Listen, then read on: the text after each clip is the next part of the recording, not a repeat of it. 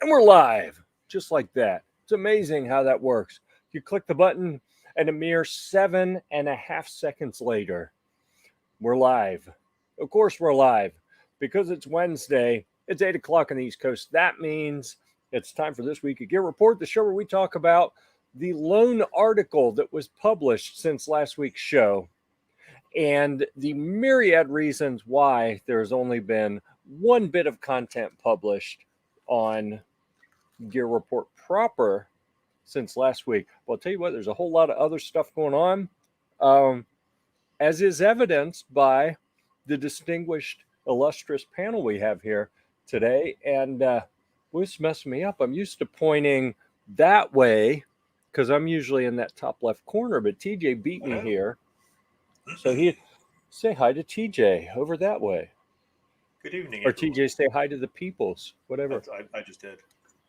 Okay, good job. And then Toby, hadn't seen Toby from Mining Ridge Armory in a while. Snob. Yep, figured I'd ruin the show for everybody. Well, someone had to, right? I mean, and you know, since you're here, we don't get to blame the leprechaun down there, Mr. Clovertech himself, for ruining the show. Well, I might have to protest that because I like taking the blame. Okay, well, you can. I mean, it bolsters my mischievous persona. I feel sure that there will be plenty of blame to share, plenty to go around. Oh, TJ, do you see this? I Look saw who's it. joined I us. see it. The goat is All in right. the house. All right. Stick around, Mystic Guns. We're going to come back to you later. All right. I want to drag this one out a little bit. I want the gun snob to sweat just a little bit, not too much. So we're not going to prolong this too long, but we're going to have a conversation. It may be in chat, but we're going to have a conversation with my new hero who is with us in the chat now. And that would be Mystic Guns. So all will be revealed. You just have to be patient. Is it going to be worth the wait, TJ? Oh, it's definitely worth the wait. Yeah. Although I am kind of having second thoughts, like, I don't know, is that even too much?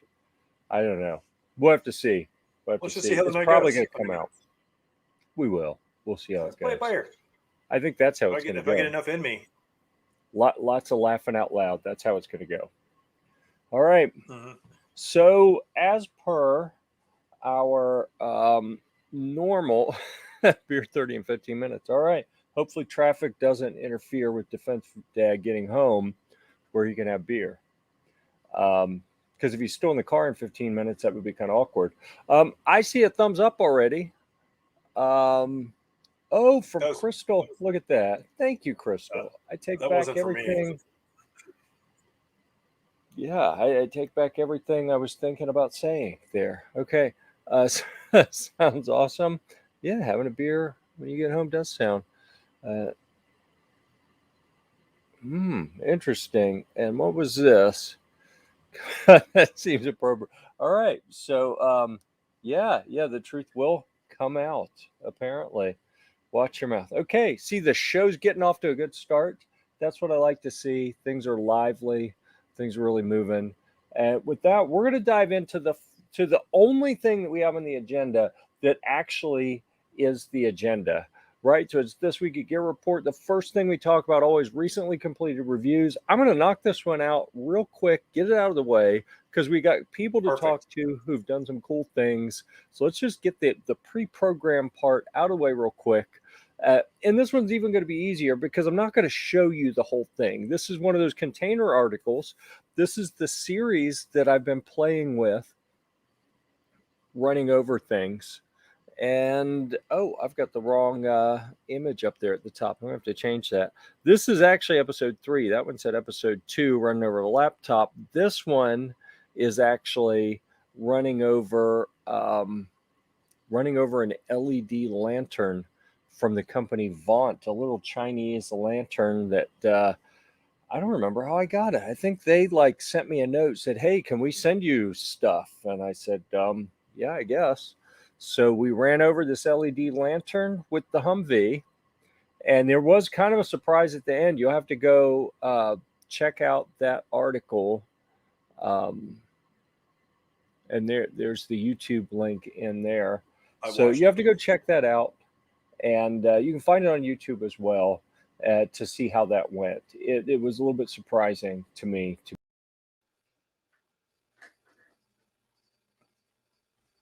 Butterfingers. And he's gone.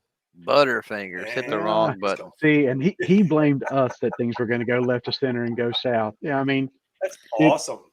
Maybe just us being here jinxed him. What do you think, Clover? He closed the wrong window. I love it. It was leprechaun magic. I'm telling you. I hexed him. That is awesome. No hex like a leprechaun hex. Okay, so that was kind of interesting because I'm trying to close the window with the article in it. I just got click happy. I closed it, and then I closed one beside it, which was StreamYard. That's how we stream. So if you are happy that the whole stream didn't go away, then thank TJ, because him being here and logged in is what kept the whole thing from going away right there. That's good. I try to get here. I try to get here like 30 minutes ahead of time because I know Jeff rolls in like, all right, we're here. Click. Let's go. Yeah. Well, that's all. That's all that's needed, right? So, all right, what do we got here? Dude, that was not very nice, Gun Snob. It was a fail. That's a true story. And good evening to you, Mr. Sanders. Good to see you.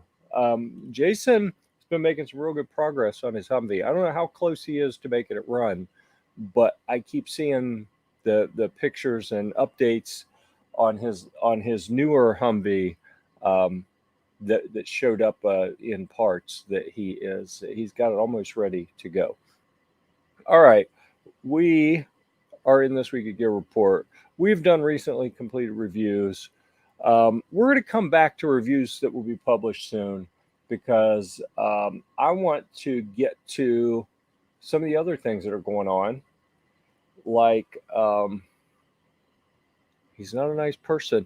That could apply to so many people in this discussion. I'm not even sure who we're talking about here. So I'm going to assume it's Gun Snob because it just seems like a safe assumption, but I don't know. Yeah, I was going to say me, you. I don't know. Well, yeah. One of us. Yep, pretty much. So with that, the reason we only have had one thing published is actually a couple reasons. Number one, we've been out of town. 3 of the 4 people here have been at industry events.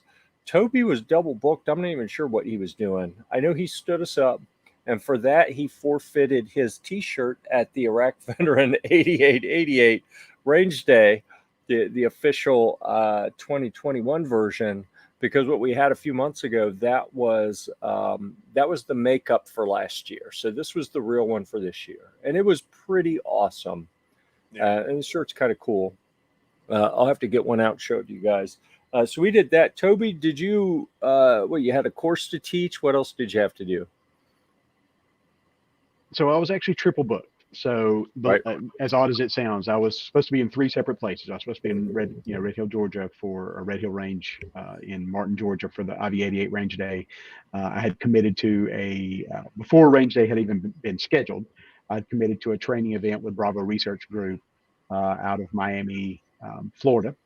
And then on top of that, I had, 2 concealed carry classes that I got committed to teach on Thursday and then Saturday. So it broke the weekend up.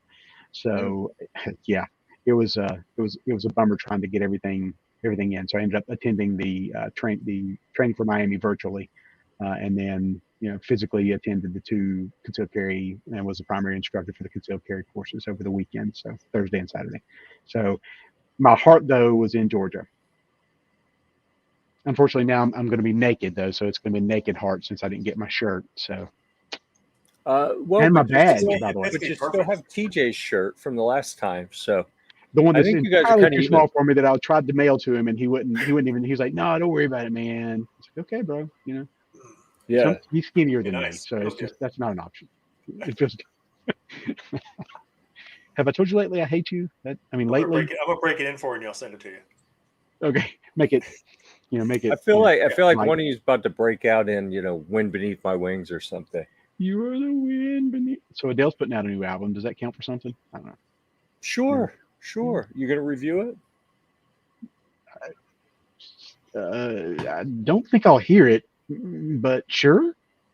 I thought they manufactured computers. I didn't know they sang. They do, but see, lately they've had this whole microchip shortage thing, and so they've got to have a side hustle to keep paying the bills. Wow, that's interesting. Okay. I thought so. Yeah. I mean, it's that whole, what's it called? Auto tuning. Boom. Done. The side hustle. So the side hustle is, well, you're from Texas. So if you're gonna explain it to Clover Tech, you got to say it in Texas. They sang, right? Is that it? That's what I said, right? Yeah. I said sang. Yeah. Yeah, they're doing some singing. So, actually, Clover doesn't even sound like he's from Texas half the time. So, really can't pick on him on that too much. The ghostess with the mostess says good evening, or he just says evening. It's I guess I just assumed he meant good. All right. So, man, everyone's being friendly out there tonight. Clover, you went to a different event. So I think there were a variety of options for where folks in the firearms, gun tuber type community could go and things they could do this past weekend. So where did you decide to go? I'm telling you, this might have been the busiest weekend ever nationally for gun industry type events. There was stuff all over the place. It was crazy. Mm-hmm. So I actually attended two. I had a couple months back, got invited to give a presentation at AmCon, which was in the DFW area, which is Alternative Mass Media Conventions workshop. So as it turns out, USCCA Concealed Carry Home Defense Expo was in Fort Worth, so right there in the vicinity, right? So I was able to spend a few hours. The show floor, if I can speak, was available, open whatever 2 to 7 on Friday. I think we rolled in around 4, so spent 2 or 3 hours or something there Friday, and then I had to bail and get over to AmCon Saturday about lunchtime. So from 9ish, 8:30, 9ish or so till lunch there at USCCA. And it was an experience. I had never been to that event before. Have any of you three been to the USCCA expos? No, I've not. Okay. By far the smallest event I've ever been to in my life. And that includes some gun shows. Wow. And I think that's by design. Now that particular show, training and seminars and stuff are a huge part of that, right? So that was happening upstairs, the level above the trade show. Now my wife went up there milling around, and she kind of reported back, and also I talked to the USCCA folks, and they had really good turnouts for their seminars and classes up there. But the showroom floor was, I don't even know how to compare it. Maybe half of the dungeon it shot, like maybe that big, and probably not even that big. Probably more like that back corner of shot, right? I would say probably no more than about 50 different vendors, manufacturers, booths. I don't want to say booths because USCCA had several booths. USCCA probably had at least a half a dozen different booths for a variety of things they were doing, right? So they were taking up some floor space. And then you had concessions and things like that. But everything was scaled down. I mean, it was super niche for sure. Concealed carry home defense. So, for example, no hunting type gear, no competition type gear. SIG was there, but they had, everything was compact, small frame. Walther was there, same way. Mossberg had their, whatever you call their little handgun. I don't even remember what it's called. And then a few Shockwaves, super scaled down. Like Mossberg, for example. I mean, we've seen Mossberg's booths at the larger shows. And they literally had a little round table that the two gals working it were sitting at, and they had one display on one side. I think they had 4 handguns, and one little display on the other side that had like 4 Shockwaves. And all of the booths were pretty much that way, even the larger booths. So interestingly enough, is not necessarily who was there, but who was not there. It's like Smith & Wesson wasn't there, and I'm like, that's kind of strange. And then I noticed Ruger wasn't there as well, and especially with the that new what is it, the new G3 or whatever, Yeah. And all the other things they're doing. I thought seemed like that would have been an opportunity to do some stuff. And but it was, I'm not knocking it, saying it was small, saying it was bad.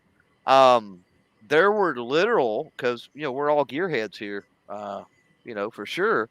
I had 2 actual owners of companies, smaller companies, right? That literally seen me carrying a tripod and like run me down, pulled me to the side, and we're like, "Hey, we want to give you a bunch of crap to take home to test and do videos and all this other stuff." You know what I mean? So I mean, the smaller companies were clamoring for some attention, and then even the larger companies that were there were very receptive to interviews, having a conversation, that sort of stuff. Another thing that struck me was that the public, NRA, just I like the chance to go to any trade show, but NRA is one of those. Whenever you get any show that you get the general public that don't understand media, and a tripod's there for a reason, don't kick it over. Even the general public there, they were very courteous, and even when I wasn't filming, I would just be standing there like, by my tripod or something. They would, motion like, can I go in front of it? And that sort of stuff. So very attentive and courteous with the public. I don't know if that's a USCCA crowd thing, or if that was just where it was a Texas thing, that Texas hospitality or whatever type thing. I don't know, but it was what little time I spent, which again was probably not even a full day if you add the 2 days together, unfortunately. But you really didn't need any more time than that, to be honest. And what time I spent there, it was an enjoyable event. Was Daniel Defense at that one? They were. Okay. So that's where Leah was, because I was looking for Leah at the IV8888 event, and the guys there said, no, she went to the other one. Yep. I was pretty sure that's the one that they said she went to. They were. Interesting. So, and may have been the only booth there that had any type of rifle. Wow. So may have been. I could be lying, but yeah, that's really interesting that you're the way you were describing that as being pretty small. That was a national event, right? I mean, what you described kind of sounded like a small regional or sub-regional event.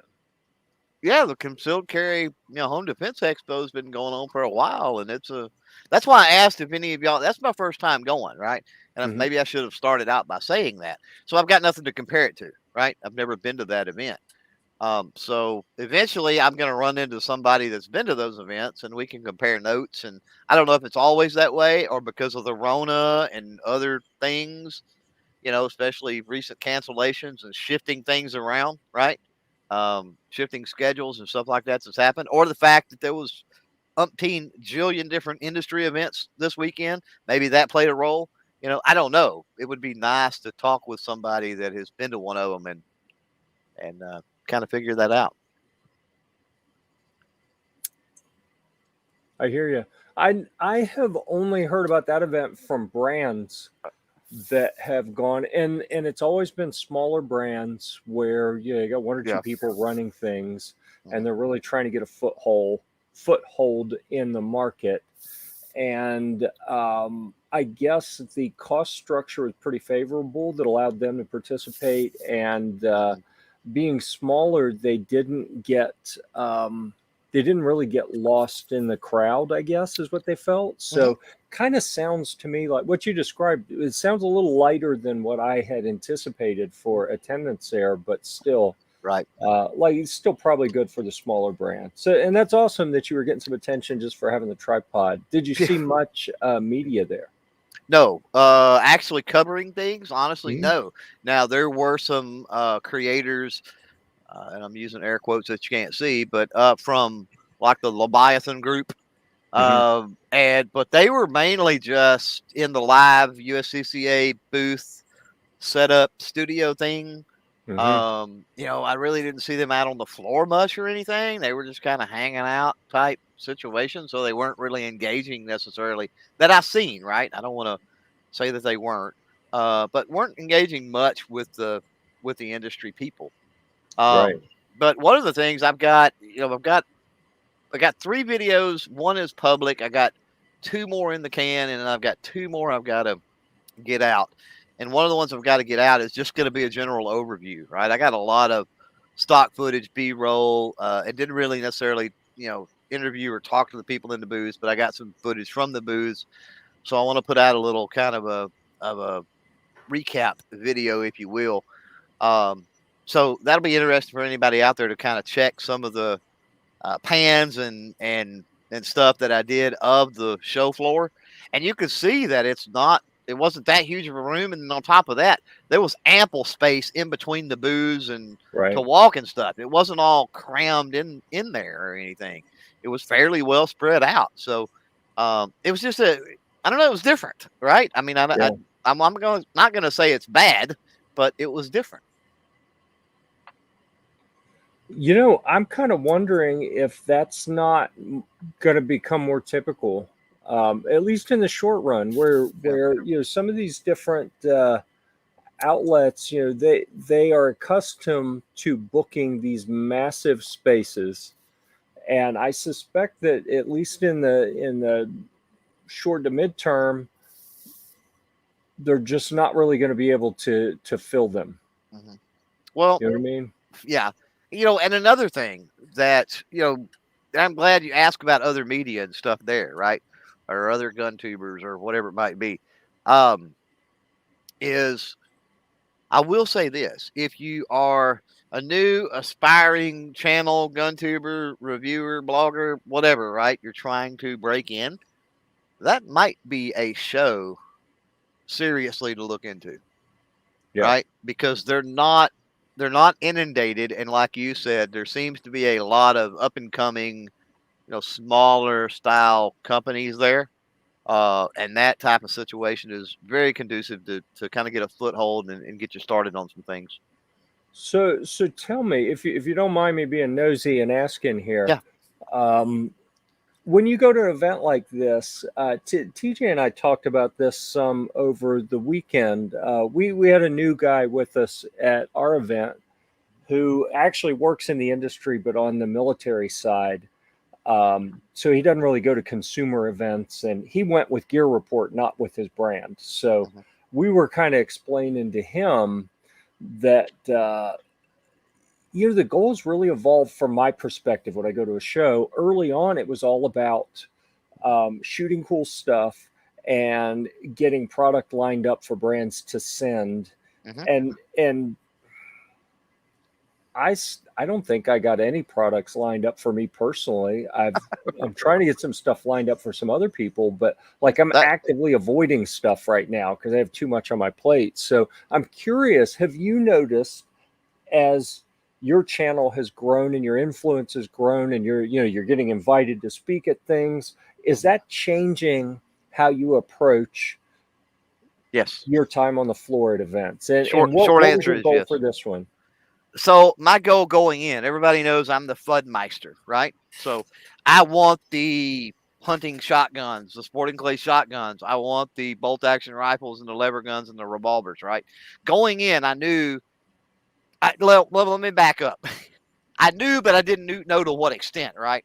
because this was the Concealed Carry Home Defense Expo, right? So going in, I was kind of like, there's probably not going to be a lot of that stuff. Well, there wasn't any of that stuff. I mean, it was maybe a little bit, right? But very, very, very 1% or less. I mean, it was crazy how small that would have been. So, going in, I knew it was something kind of unique for me, right? Like I was going to have to handle this a little differently. So rather than having interest in the product, it was more for me about making those contacts, networking, and having an interest in the brand, right? Because I'm more interested in the stuff you don't have here today than I am the stuff you do have here today. So for me, it was more about that. And then along the way, there was a couple of companies. Obviously, I had the tripod, I had the gear, and there was a couple of companies. Hey, you want to, USCCA, of course, not a company or organization, but they wanted to do, a little video and things like that. So I did film some stuff, and I wanted to do an overview, obviously a recap video. I kind of had that idea really quickly when I first walked onto the floor, right? Because I was like, I made a lap around the outside edge of the room.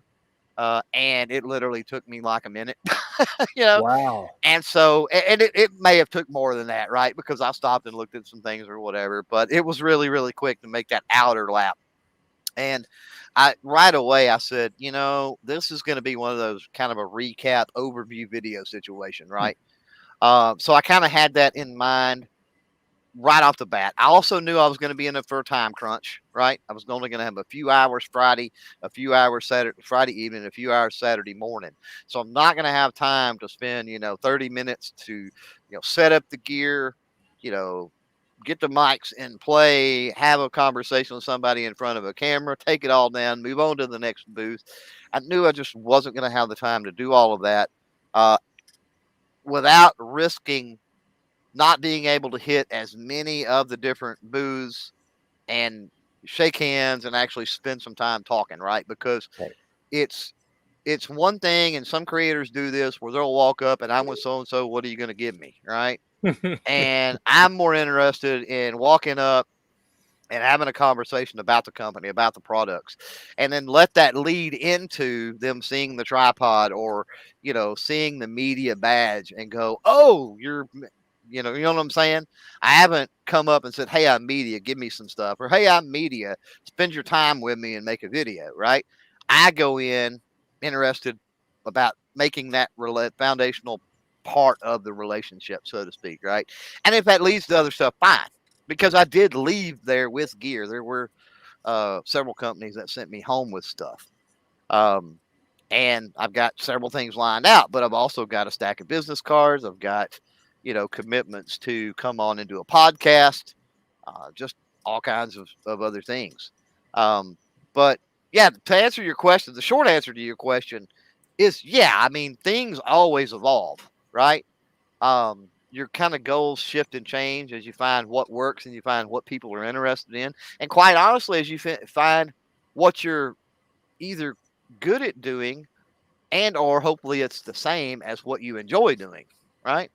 And that's going to shift and change as your interests change and everything else. That'll kind of morph along with it. Sometimes you're into, for me, sometimes I'm more into revolvers than I am shotguns. Sometimes I'm more into the shotguns than the bolt actions and so forth and so on. And so it always changes up.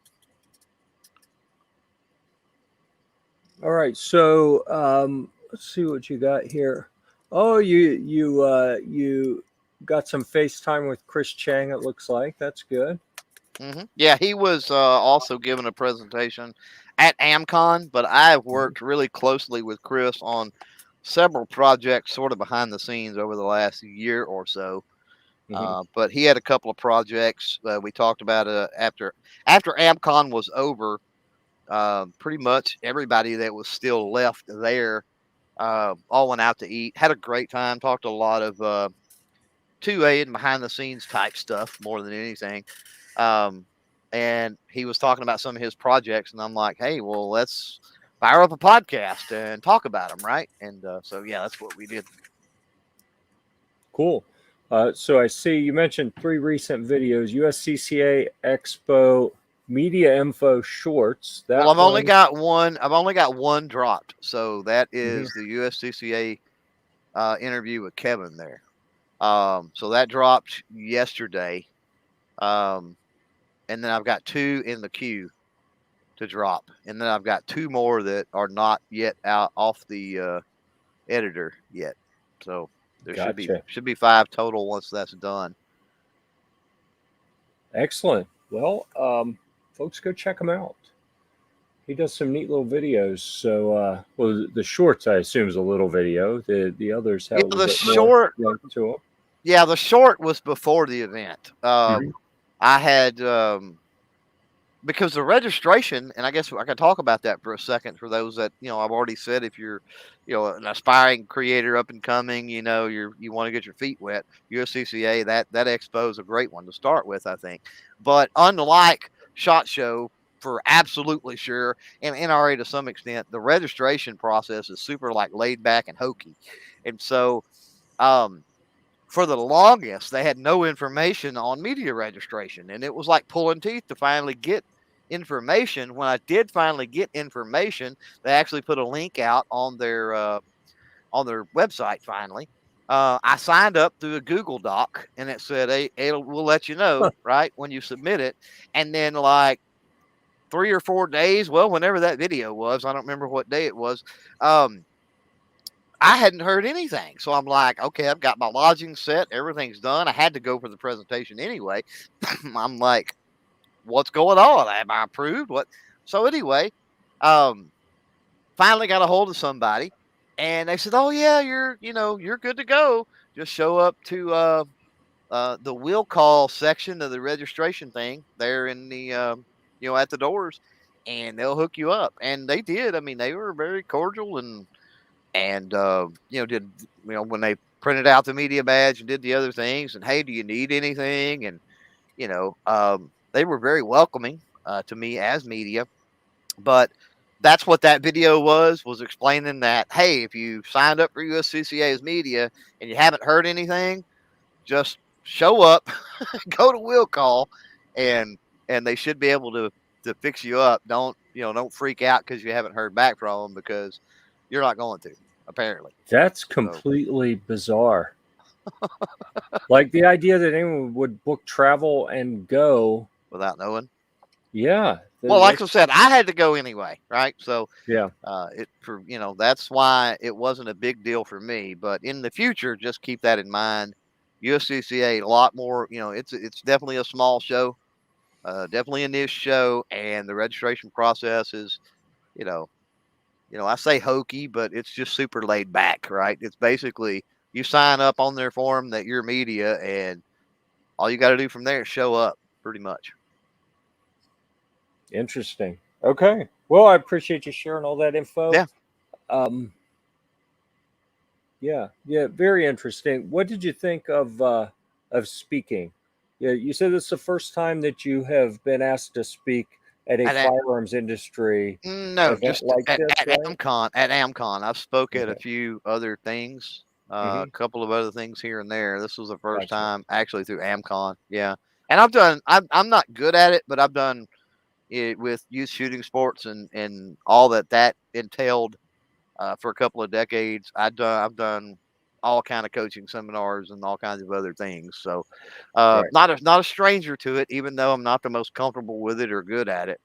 But yeah, I did and that particular video is over on the new GunTuber Academy channel, but did a presentation on Patreon, kind of the ins and outs and what for and best practices, and just real quick called it the crash course, on Patreon. That's what I did there. So it could have gone better, the facilitation of my presentation and stuff. That's a very jaded, long story for a different time as far as that event goes, and some of the issues that we run into with tech and other things at that show. But as far as getting the message out to the people in the room, I think it did pretty well. And then as far as getting it out in the world, it's on the GunTuber Academy channel now, so hopefully people can pick it up and run with it from there. Because they were live streaming AmCon, And so that's where some of the issues come into play, was with them doing that. It wasn't the best production or anything, as far as, people being able to consume that after the fact. So Gotcha. that's why I actually had my camera set up and was filming my microphones and all that, right? I filmed myself there. So when I got home, I was able to edit all that footage out and get it up on the alternate channel there. Nice. All right. For anyone who is new to the GunTuber Academy channel, go ahead, click the button. You can be the 64th, so 65th. I guess I'm the 64th subscriber. You can be the 65th subscriber. Right. And don't forget to ring the little bell up there so you get notified when new stuff is posted. That's cool. Okay. Excellent. Well, thanks for all of the updates and information on that. Let's see. Checking to see what we missed in comments. It's always interesting when StreamYard shows that new comments have been posted but doesn't show them. Okay, now they're there. Okay. All right, South Texas is being represented. We have even further south in Colombia with Carlos, if I read that right earlier. So all right, thanks for everyone for being here. We appreciate it. So Toby, I suspect, was thinking he was going to get to talk about some articles that he had submitted that I have been so busy that I just realized, like he said something about it earlier about having some stuff. And I was like, I hadn't seen anything come through. I just went while Clover was talking and checked, and I'm like, oh, there's 3 pending articles back here, 2 from Toby and 1 from AJ. So, with some luck, in the next few days, we're gonna have a flood of content. We'll have an 80% arms GST9 frame review from Toby, a Streamlight TLR RM2, which I think this is going to be from AJ, and I think that we've already got 1 or 2 on that, so it'll be interesting to see if he has a different take. And then Toby mentioned the Sylvan Arms folding stock adapter. Now, does that Sylvan Arms stock adapters, does that help you with your math and social studies? And yes, I mean, okay. you missed the comments up there where Defense Dad and I were talking it through about how it would be a perfect accessory for his backpack, and that he was talking about there. And I told him that all he had to do was just tell his wife, but honey, it matches my bag, my new bag that I just got. So yeah, it helps with a lot of things.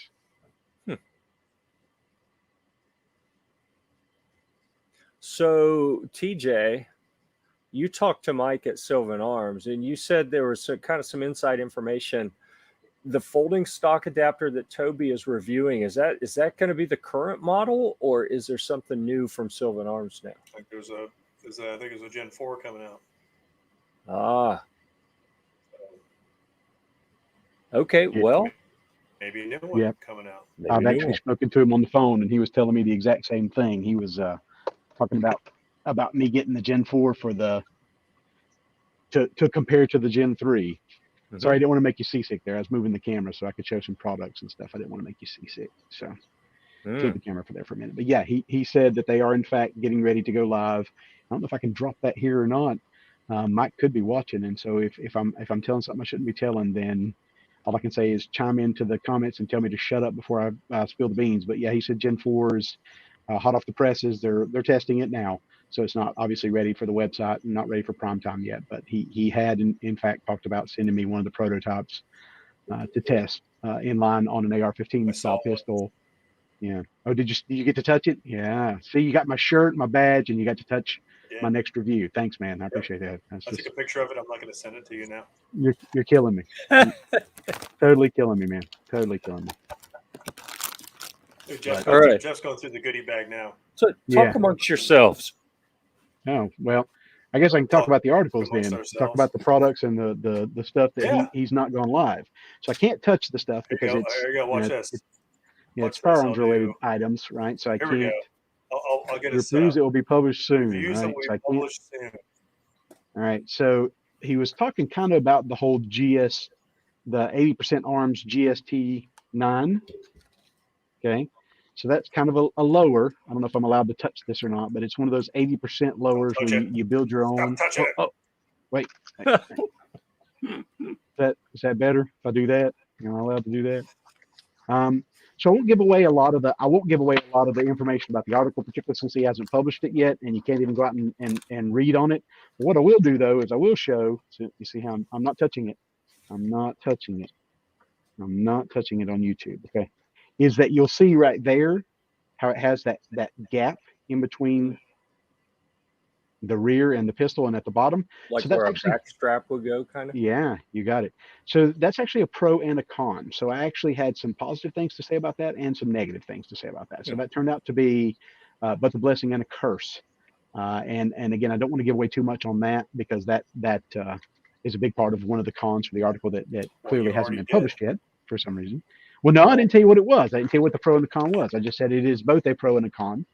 And you'll have to read more to figure that out yourself. And that's a reasonable approach, I think. Yeah. Oh, you are an evil human being. God, you're terrible. Listen. Thank you for noticing. I'll pay shipping and handling. You gotta, come on, man. You gotta. This guy, it's literally got my name on it. Come on now. You can't. What does that do for you? You know, you're a terrible person. Okay. Yeah. So the Silver Arms folding stock adapter. So as you so graciously mentioned, that is the Gen 3 that he sent, and it was from the last IV88 Range Day, the one who's where I've still got TJ's shirt that I've got to send to him, but it was the Gen 3 adapter. Yeah. Right. So the Gen 3 adapter is the one that they actually have on the website now, and in the review article, I did post a link in line to the video where we interviewed their previous sales representative, Alex, for the Gen 1, where Caleb sat down and interviewed him at the 2018 IV88 Range Day. So you got a little bit of a walk down memory lane there for that, to talk or to kind of see where it's gone from Gen 1 to Gen 3. But as far as the review goes, obviously I don't want to give away the pros and the cons and what was good and what was bad about it. But what I will do is talk about the adapters. So in my case, I used it on an AR-9 instead of an AR-15 platform. And that meant, since I used one of the Palmetto State Armory, yeah, DD, I told you, man, you're going to need to accessorize for that backpack. So since I used a PSA, a Palmetto State Armory's AR-9, that meant that the bolt carrier group had a weight in it. It had this, okay, in the rear of it. So that bolt carrier group had to be adapted so that the extension would fit that then pushes on the buffer tube, because you got grand total, it adds over an overall 2-inch length to whatever firearm you put it on, definitely the pistol platforms, obviously, but rifles too, to the length of pull. And to bridge that gap, you have to have an extension that gets back to the buffer tube. Well, in my case, that meant that the bolt carrier group then wasn't going to have the amount of weight that it needed for the mass. So Palmetto State Armory on the earlier gen, so this is a Gen 4 AR-9 bolt carrier group. In the earlier gens, they actually had a different type of weight in it. So Sylvan produced what's called a lipstick weight, because it looks like a tube of lipstick.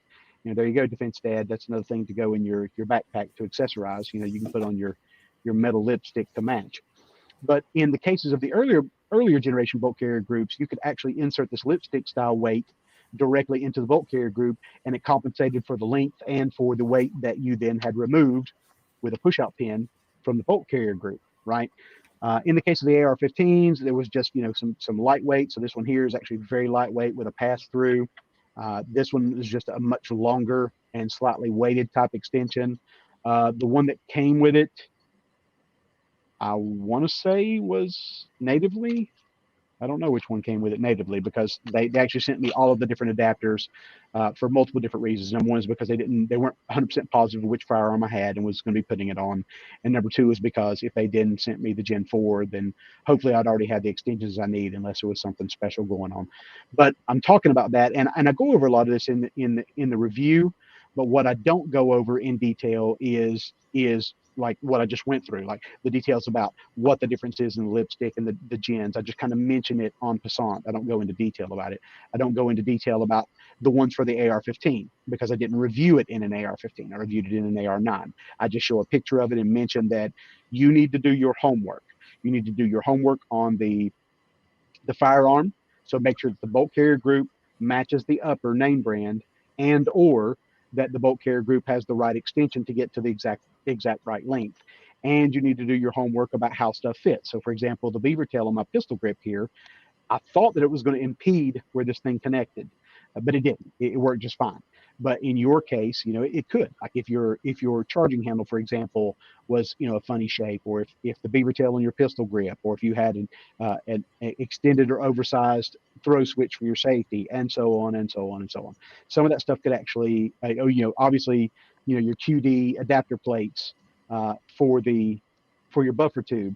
The retaining plate, if that was, you had an oversized or QD, obviously you're going to have to remove that. So if you spent money and built out your gun the way you like it, and then, you go put this on there, you may lose a part. So the main thing is I'm talking about having to do the homework. Do your homework ahead of time before you buy this stuff. Speaking of QD adapters, again, I don't want to give away too much, but Mike at Sylvan Arms did mention that they are considering, I don't know what it'll look like, but they are considering doing something with regards to quick detach or different detaches for the Gen 4 folding stock adapter. Now I can neither confirm or deny that because I haven't seen it or touched it yet, but I do know that they realize that that's a thing, and they are talking about what they're going to do about it. So all in all, the reviews out there, I would imagine you'll probably need to post the 80% Arms one first because they were in the queue first, and then a week or two later, if you want to post up the Sylvan Arms one, they're out there. More to come. They may get posted kind of rapidly because talking about things to come here, and why there hadn't been a lot published in the last week. Why I didn't see the 3 that were in the queue is we were getting packed and headed down to that event, and then shooting video, and then I get back and I had a live stream on some camping stuff last night, and I have been working. This is typically every couple years I'll do a big backpacking gear overview, and the whole video is over an hour long, and it is a ton of editing. So I probably got 40 hours of editing in this video. So I've got that ready. I finished the first half of it this evening, but when I started to upload to YouTube, it said it wasn't going to be done when this show started. So I was like, all right, cancel. I'll queue it up to upload tonight and then make it live tomorrow. So we're going to have some content. That first, I've got the container article that's going to hold the video ready to go on Gear Report as soon as I can drop the link in for the video. I've got the 2 from you, the one from AJ that I can publish pretty quickly. And also, if you haven't noticed that we're on the YouTubes and all the other video platforms uploading in their shorts format, where it's if you do it straight from the phone, it's up to 15 seconds. If you upload it from a PC, then you can go up to 60 seconds. So it remains a short video, and apparently they promote them differently. And it's been kind of interesting watching the stats on what kind of stuff is doing well and what isn't. It's also if you upload it from PC, you also are able to enable standard monetization on it, which it won't get a lot because most of the views are going to be through the app, right, instead of a browser. But I was going to say, when you mentioned that, it depends on what you upload. I have crushed it on some shorts, and every single one that have crushed it's been a stinking revolver. But I get comments from South America. I get comments from India. I get comments from, just all over the place, like, worldwide.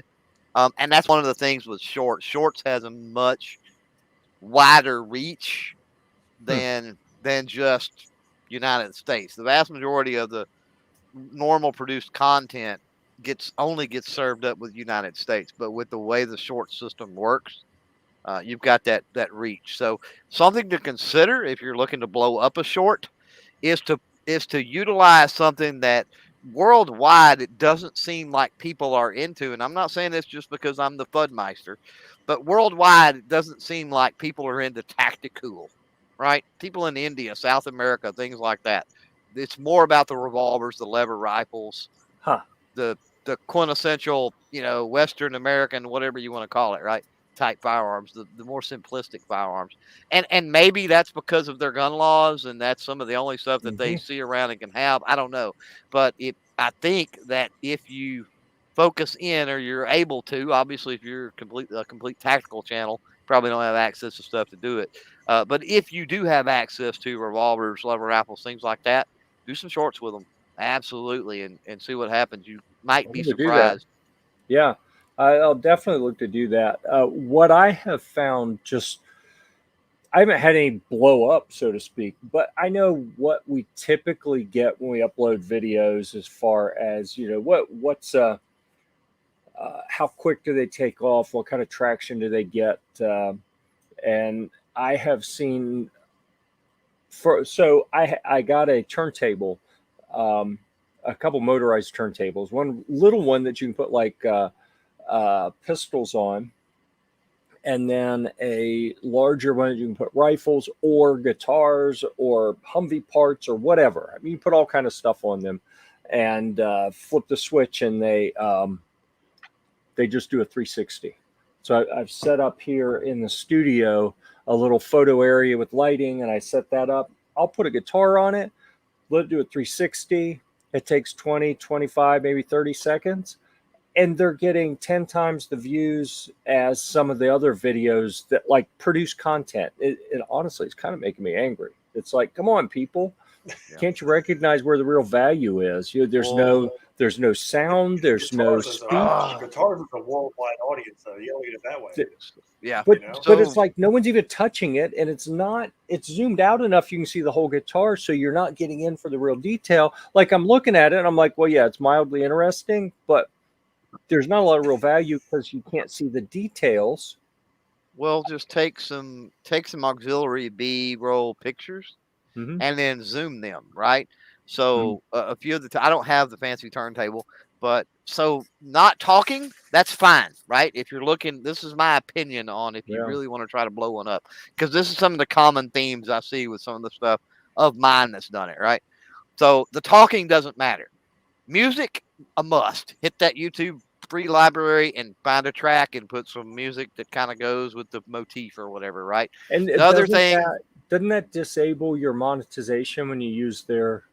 No. Oh, okay. No, if you use it from the YouTube audio library, no. So the second thing is movement, right? Make sure that you got the turntable, and that's great. But if you take a still picture of like some of the detailed area, make sure you zoom or you swipe or you make that picture move in some way when you flip to it in the editing, right? You don't just flip and it's a picture still for 2 seconds, right? Make sure it's moving. You always want something moving, flashing on the screen. That's the whole idea of shorts, right? Is that it's got all this movement and all this, it's busy. It's got all this stuff going on. The next thing is make sure you put the like, share, subscribe, some type of graphic on that YouTube shorts. A lot of the growth that I've seen over this year has been because of those YouTube shorts. And in every single one toward the tail end, I've got my little graphic that pops up, clicking the like, clicking the subscribe, clicking the whatever. Are you able to add that from, if you upload straight from the phone, or do you have to pull that into an editor on the computer? I don't think you're able to do that straight from the phone, but I would recommend you don't go straight from the phone. That way you can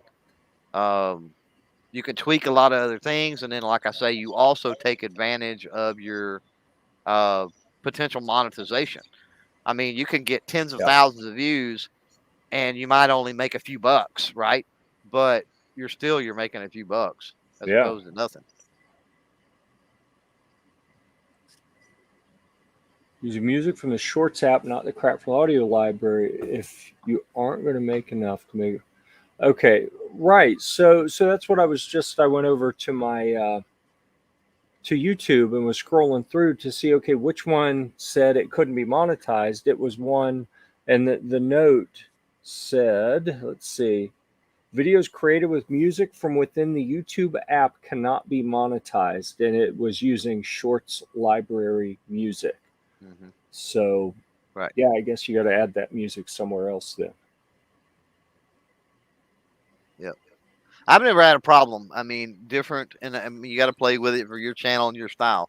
But I know I've never had a problem using the music from the library, and then I'm able to not worry about that little bit of monetization or anything else. But yeah, I mean, Snob's right that they've got a with the music in there. It is a lot more popular music. So I mean, could that make a difference? I don't know, but I don't use the app, right? Yeah. Because I just totally despise it, and I'm not creating video from my phone. Yeah. I'm not a TikToker or whatever else, and I hate editing anyway, and Yeah. I'm not doing it. Well, and that's kind of the reason that I have tried. I've done some from the app and some from the computer. And what I like about doing it from the app and it's limited to 15 seconds, but they have a real simple text overlay tool where you can just put something on there to be a little bit engaging, but that's like all you can do. So yeah, I'm going to keep playing with different ways to do it. But the ones that have done the best, I'm gonna have to go back and look at where they all came from. But I didn't know there was an app. It's definitely an interesting format that I'm Yeah. struggling to wrap my head around. Yep, they serve it up differently. That's the takeaway. There's a Shorts app, like specific, not the regular YouTube app. Awesome. Yeah. I need more apps on my phone. I don't like it, but yeah, there is. I'm probably just old and fuddy-duddy. Probably better for me, Clever, because I do everything from my phone, and I try not to do anything from the computer because I'm not really that savvy yet. So yeah. Well, plus, like I split it said, up. I can do the crap. you know, pointing to myself, I'm saying old and fuddy-duddy. I can't see to my phone. I need one of those grandparent phones that they're talking about. What do they call them? Because I can't see my phone to make a phone call or answer it hardly, let alone, you know, edit a freaking short video on it. Plus, it's only 15 seconds, and I want longer than that. Yeah. Yeah, but at the same time, so is this where I'm kind of trying to mix them up a little bit and do some from the phone because there's very little editing that you can do. So it means the time commitment to do it is a whole lot less. Yeah, that's true. Because I'm trying to get something posted more regularly. Yeah, probably dropping like one short a week would be probably optimal. You know. Oh, not more than that, huh? You know, I don't know. It depends on what you're dropping them. But once you catch traction with the one, it's going to have traction for months. And so, or that's what I've experienced anyway. So, you know, it's not as critical to drop. You know, at least once you get one that drops, but you want to be on a fairly regular schedule as well. Yeah, I think what I'm looking for is if I can spend 20 or 30 minutes on one each day and have it for a different topical area. So maybe we got something that's in the gun area today, and tomorrow is a camping post, and the next day is a Humvee post, and the next day is one of the guitar 360s, and then just keep rotating through because Gear Report covers so many different topic areas. We can just keep rotating through, and then we get one a week for each content area. I don't know. We'll see how it works. Nothing like spreading myself even thinner by adding a new platform to do a new piece of content every day.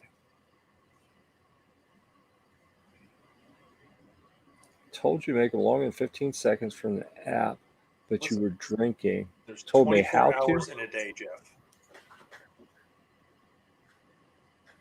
I don't remember that discussion. He must have been talking to you, TJ, because I don't remember that discussion.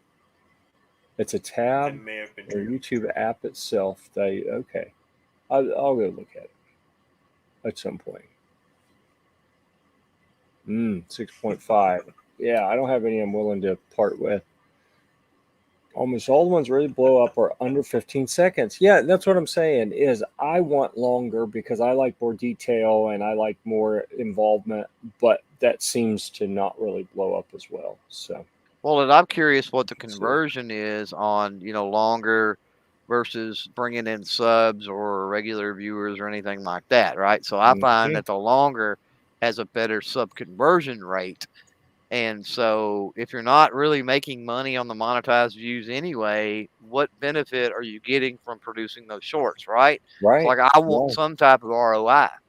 And Yep. again, it's going to be different for different channels and different videos. There's not going to be a perfect answer to that. All right. I think Gun Snob's drawing attention to himself. Why is that dangerous? Because we have something to talk about with the Gun Snob that I'd let it kind of slip past me. I'd almost forgotten. But now that he is getting sassy, that reminded me, oh yeah, no wonder he's sassy. That tends to be a trait of well, never mind. We're still going to hold out on that. We're going to come back to that in a minute because I want to let's see what else we have here. How many subs have you gotten from it? Yeah, over 1 million views. I'd love to hear how many. All right, 5. Oh, TJ's clicking at the same time I am. Or no, that was a new comment that came in, I think. Rolling in that fast. Yeah, nice. They're just rolling in fast, Jeff. I'm not clicking Nobody anything. has an attention span over 15 seconds. So this is killing me because I got a video that it was over an hour long, and I chopped it. The first half's going to be 40 minutes, and I'm like, crap, that's long, but it's long for a reason because it covers a ton of stuff. It has been a few years since I've done a video like this, but it's the most profitable content that we've ever had. Yeah. Oh, what happened? Another one came in. Let's see. Yeah, Mystic knows what we're gonna talk about. It's gonna be good. I'm telling you, it's gonna be good. Shorts. Yeah, we'll get to that, Ghost. Yep, this is going to be interesting. Before we get to that, I want to show you guys some pictures, though. The show's getting fun, definitely. Oh, yeah. Oh, Sarge is here, so we can get to that. We're still going to wait a couple minutes because I want to show some pictures here because I'm really, really thrilled with something from this event that we went to, the Iraq veteran event. I have to find. Oh, did you get that's Did you get that one picture I sent you? I don't know which picture are we talking about. With OB, Snob, and Sarge with all their fancy camera stuff. I think you sent me some pictures this afternoon. I'm not getting the it was this afternoon. I'm not getting the notices on that stuff right away. So I don't know. I sent that one this afternoon. I was going through them. Are we still going to talk some YouTube stuff? I'm not sure I understand the question, Clover. And as Clover just asked something about, we're already over an hour. Yeah, we do this a lot. We get to rambling and we go a little long, but we'll wrap it up. If no, I knew we had to cover. I knew we had to cover the IV8888 stuff and obviously the Snob debacle. But no, I was just I didn't know. Right. I didn't want got you that going other YouTube stuff. Why don't you go ahead? No. Pictures here. Go ahead. Go ahead. No. Go ahead. You give all the rundown. You can do whatever you need to do. Don't. Really, I just wanted to talk about two things here. One is the portable castle in the background there. That's one of the 25 by 18, the big Mamma Jamma tents that we set up. Gear-Report HQ was in style this time. We really upped our game with three Humvees and the huge tent. And you know what? I wonder if I can get to, I've got to see if I can find it here. The picture, we even went deluxe with a shower. I'm not going to show you guys a picture of me in the shower, though. That would be a little tasteless, even for this show. You don't want to see the shower. We're not going to go there. No. But I brought a shower just in case we didn't have one because I wanted my people to be, taken care of. So anyhow. And with that shower, the camp was better than Snob's and Sarge's hotel room.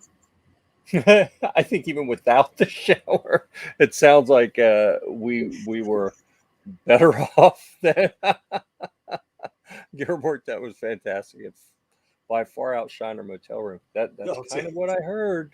There he goes. I'm done along with it. 10 minutes or less seem to be the ones that get the most views. Yeah. Yeah, and it's killing me that that some of the like the backpacking gear review stuff, I can't cover all the detail I need to in that length. And I could take that hour and 5 minutes and break it into 10 different videos around 10 minutes each. Man, I don't want to deal with uploading 10 different videos. Maybe it would be better though, because people watch one, then they'd have to keep watching. Yeah, that would be a series. So it would definitely increase overall watch time potentially, and then it would also increase views because that's 10 different views or whatever instead of one. And percentage watch. And it also increases your chances of one of them actually getting some wind under it, right? Instead of just having one, you've got several that could catch, favoring the algorithm or whatever. Yeah. We have to think about that. So this long one, when I did this video, it's the post big backpacking trek video where I go through everything that I took with me and talk about why and everything. And I have thought about, I probably talk about 50 products in the course of that video. I've thought about going back and breaking some of those out as just an individual video that may be a minute long. So I may end up doing that. We'll see. All right, let me get rolling through here. Oh, hold on. Where was I? Take the 10 down. Yep. Yeah, that was pretty much it. I did need help taking that down. Yep. It's a Big 10. After so that's something when you have to mop your room when you just move in. I have once before had to mop a room by hand. I mean by hand because I didn't have a mop when I did something bad. But we're not going to go down that. I want to hear about it. If we click this series playlist, interesting. I wish we had shorts back. I didn't even know there was a series playlist. All right, we're gonna no. So okay, why don't we?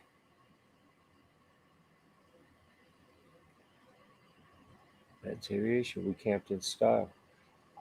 Oh, I know who that is now. Okay, I'm assuming that's Big Ben, the the hired gun that we pulled in to up the intelligence and looks and everything of the Gear-Report team for this event. So welcome, good to see you. Didn't know that was the name of his channel. I couldn't hear you.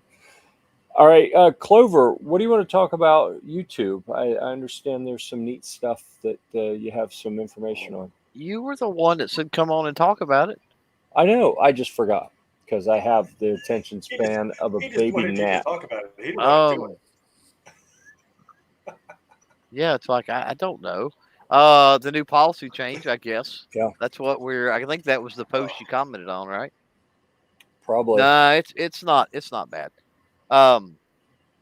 So yeah, they are. Been saying it for a while, but they are working on, or going to anyway, before the end of the month, update the advertiser-friendly guidelines policy as it pertains to the firearms section. So the only thing that is public, the rest of this is going to be speculation. Okay, so I'm going to have to say this. The only thing that's public was a YouTube community post that they put out letting everybody know that, and this was late last week, letting everybody know that the changes were coming in October. So everybody needs to be looking for that. But the one thing that they talk about is disassembly, reassembly. So currently, the way policy sets and the way it's understood and being enforced and all of that stuff, you have a very, very slim chance of getting full monetization of avoiding the yellow icon, right?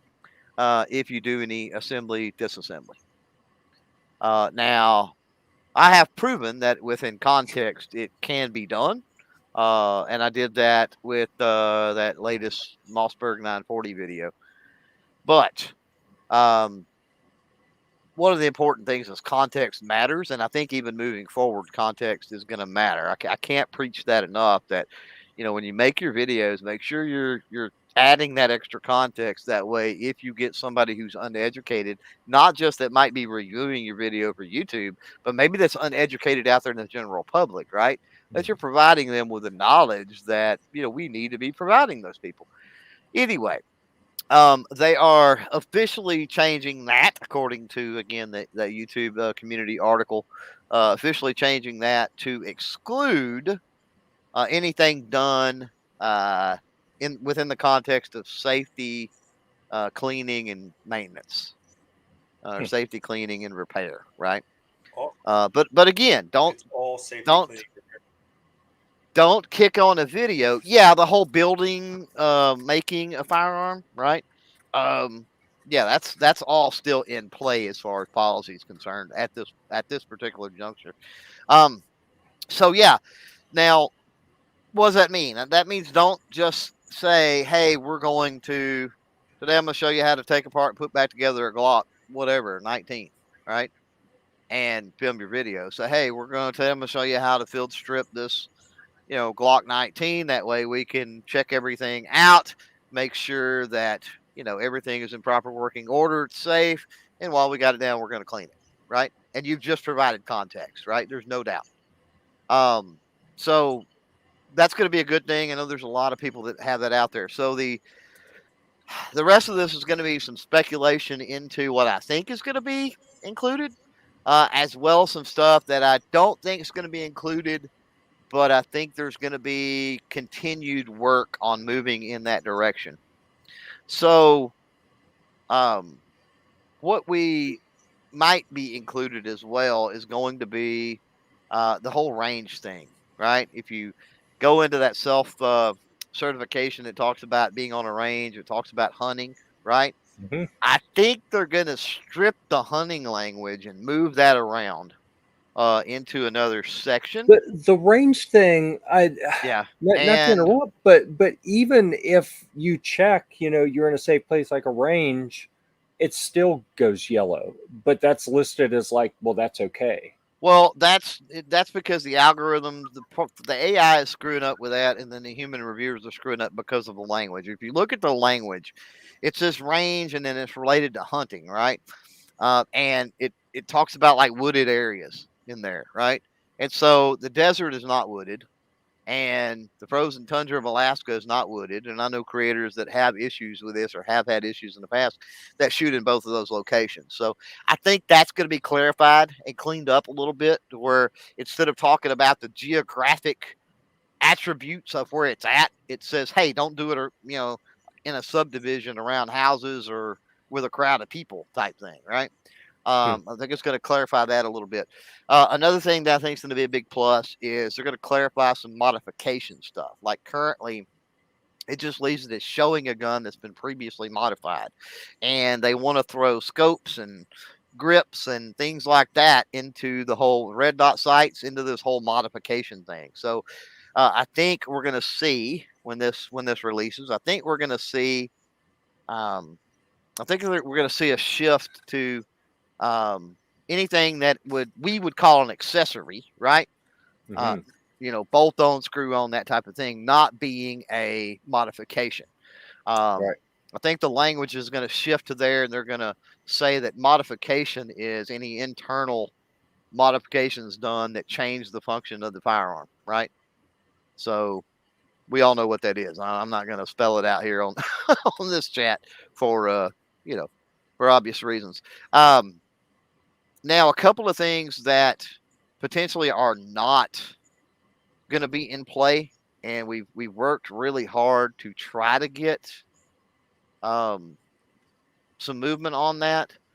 I think for me anyway, and the folks that have been involved in this, thankful to get anything we can. Of course, any movement is progress.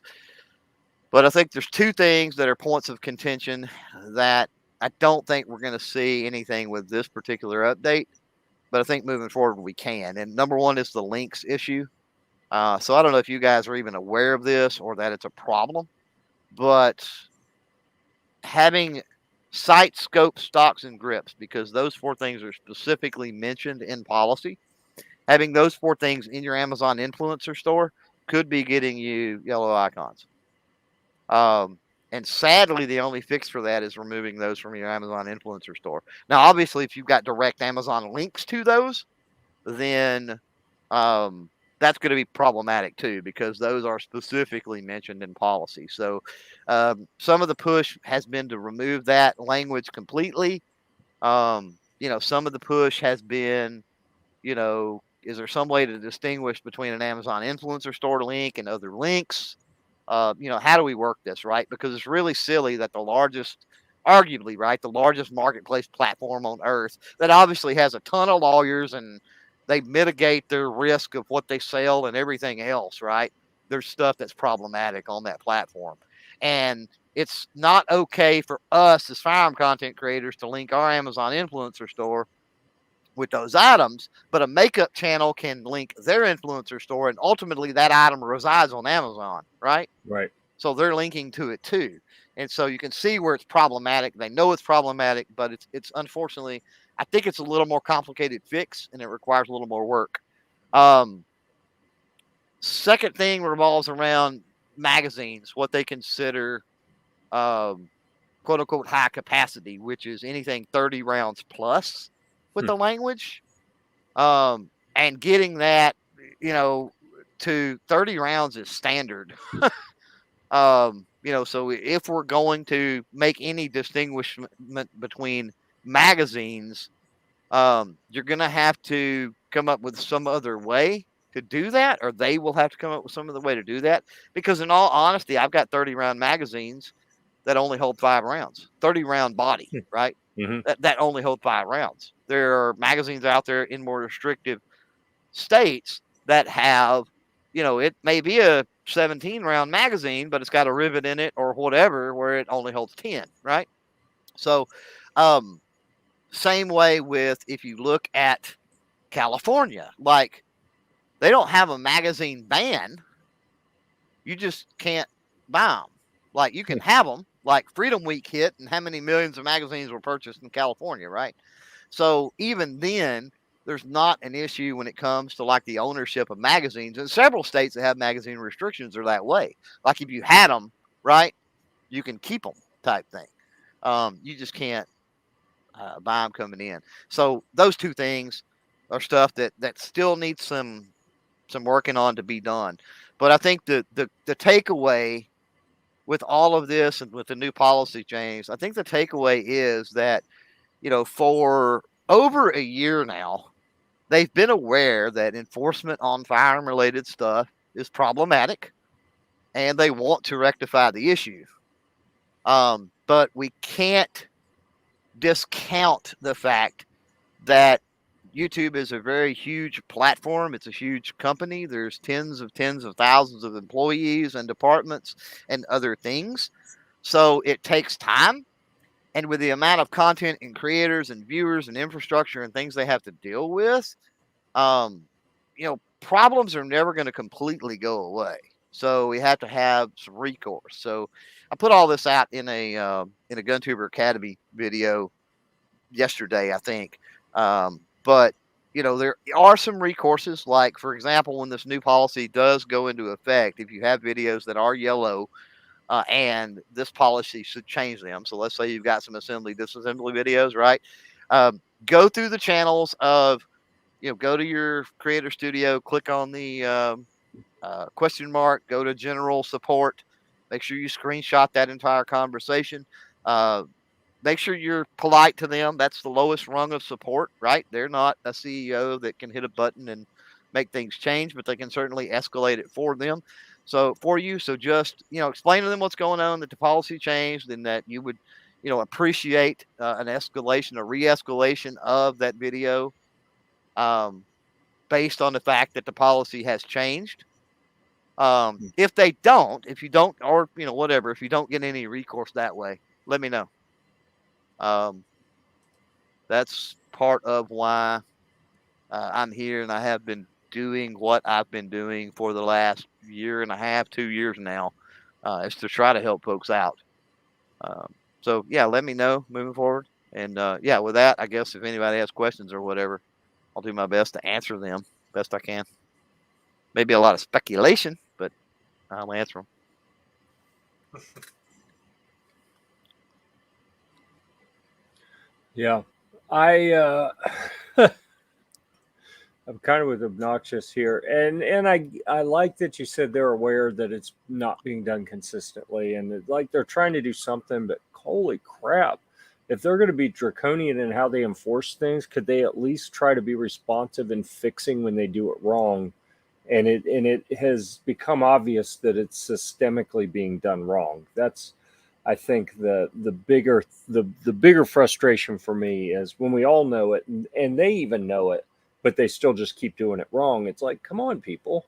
They who, right? Individual employees that are a group of 10,000 employees, right? Yeah. That's the issue. I don't disagree with you. I know for a fact they know it's a problem, but also know for a fact that they've been working to fix it. And to Obnoxious's point, you know, here's the problem: is there's folks out there that are re-uploading their videos, and you're screwing everybody when you're doing that, and you're really, it serves no purpose, right? And here's why: the fact that you upload that video until it finally goes green doesn't address why it went yellow wrongly, if so, in the first place. It doesn't give us a chance to address that so that they can mark that down, record that, and then try to tweak AI or thump an employee on the head or whatever they need to do. YouTube does want to learn from us and does want to correct the problems. Yeah. The second thing with that is if you self-certify, because people are tanking their ratings, and you talk to people that they say it don't matter. But then I talk to a ton of other people that I've helped that it's obvious it does matter, right? And so the problem is, how can it not matter? Because when you upload a video and it gets confirmed yellow, and instead of reaching out and trying to rectify that and get it solved, right, you just keep re-uploading. Well, it doesn't matter if you delete that video. You've already got a strike against you as far as the self-certification goes, right? Yeah. So if you upload that 5 times, it takes 5 times to get green, right? Then you've got 4 negatives and a positive on your self-certification. You're not doing yourself any favor. Right. And then on top of that, there was another point. What was it with that? Because it's a super complicated issue with that. But who's to say? Because people that do that, and I'm not saying that Obnoxious or Sarge or any of those, they totally disagree with me on this, and that's perfectly fine. And for both of them, they know they can call me and we can have a conversation on this because, you know, I know who I know and who I'm talking to. But the problem is that just because you re-upload that 5 times and it finally goes green doesn't mean it was necessarily wrong. Maybe that green is wrong as far as policy application is concerned, right? And if that's the case, we need to be addressing that. We don't need to keep trying to upload and trying to work around and circumvent something. You know what I'm saying? As far as the AI is concerned, as far as the policy application, because let me give you one more thing, and then I'll let you go. Well, I won't let you go, but I'll give you the floor. One more thing is to keep in mind, and I think this is super important. Okay. So we talk about, give you an example of the Constitution, right? There's people out there that are original intent people, right? They believe that Constitution means a certain thing based on what the founders were thinking when they wrote it, correct? So YouTube policy is no different.